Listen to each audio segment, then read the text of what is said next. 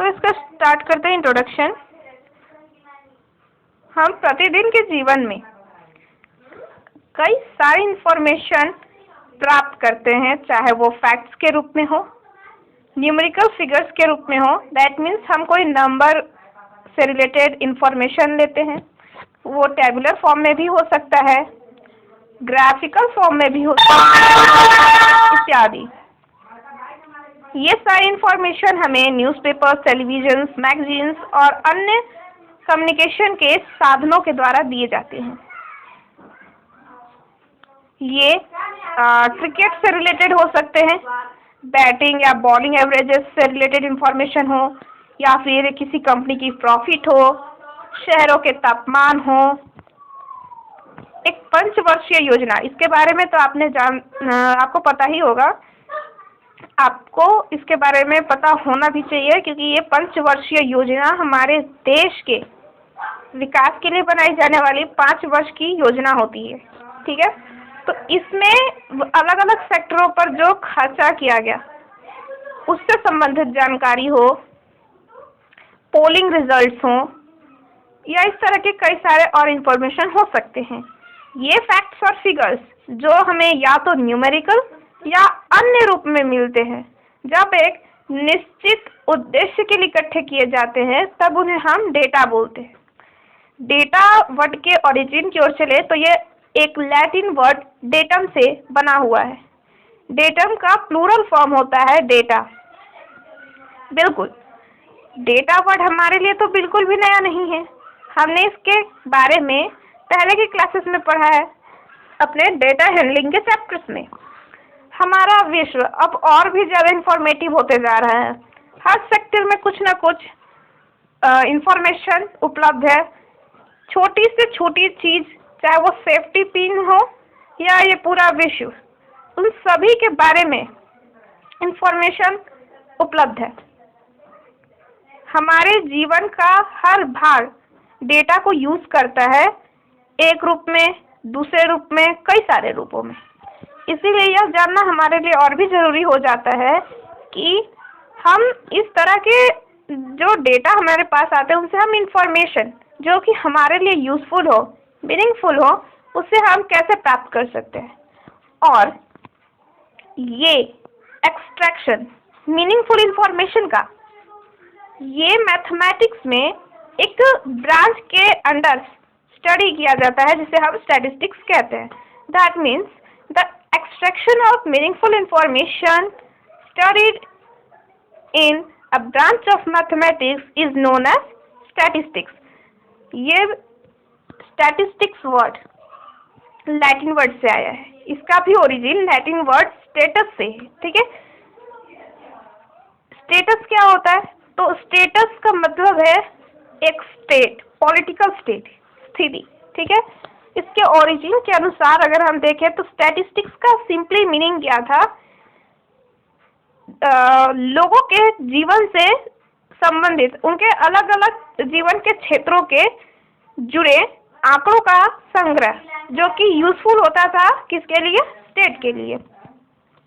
तो समय के साथ इसका स्कोप क्या हुआ? बढ़ता चला गया, और स्टैटिस्टिक्स न कि सिर्फ कलेक्शन और प्रेजेंटेशन तक सीमित रही, बल्कि इसका यूज डेटा का इंटरप्रिटेशन और उससे जो इन्फेरेंसेस है, जो हमें इन्फेरेंसेस उससे मिलते हैं, उसको भी हम किस तरह से ड्रॉ करके रिप्रेजेंट करते हैं, वो उस पर चला आया।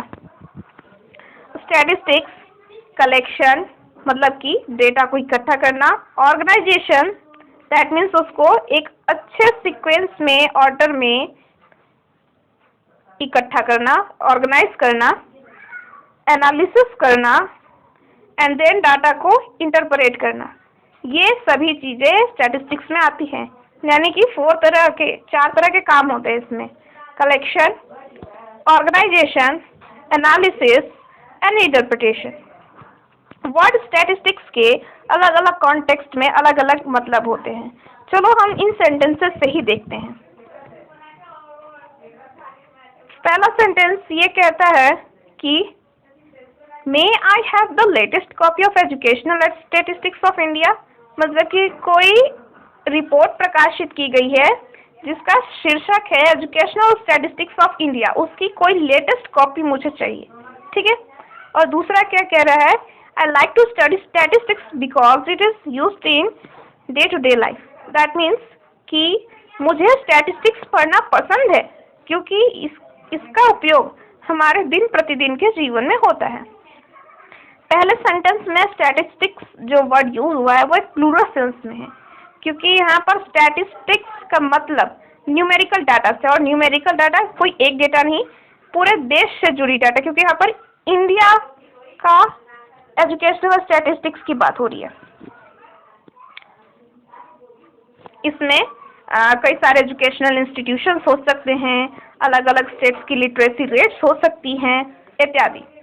सेकेंड सेंटेंस में स्टैटिस्टिक्स वर्ड एक सिंगुलर नाउन की तरह यूज हुआ है, ठीक है, जिसका मतलब यहाँ पर क्या हो रहा है, सब्जेक्ट, जो कि कलेक्शन, प्रेजेंटेशन, एनालिसिस और साथ ही साथ डेटा से मीनिंगफुल कंक्लूजन का चित्रण, ये सभी उसमें समाहित है। इस चैप्टर में हम ब्रीफली डिस्कस करेंगे इन सभी एस्पेक्ट्स को जो कि डेटा से जुड़े हुए हैं। अब हम आते हैं कलेक्शन ऑफ डेटा में।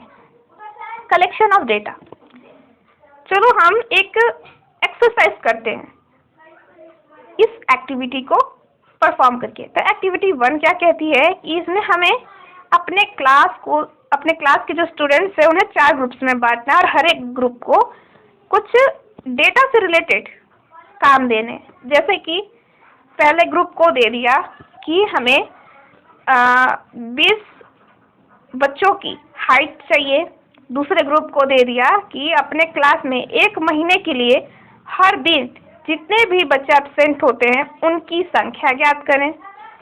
तीसरे ग्रुप को काम दे दिया कि जो भी क्लासमेट्स उस ग्रुप में है, ठीक है, उनकी फैमिलीज मेंबर्स के नंबर को फाइंड करना, या फिर हो सकता है ये पूरे क्लास के लिए भी दिया गया हो।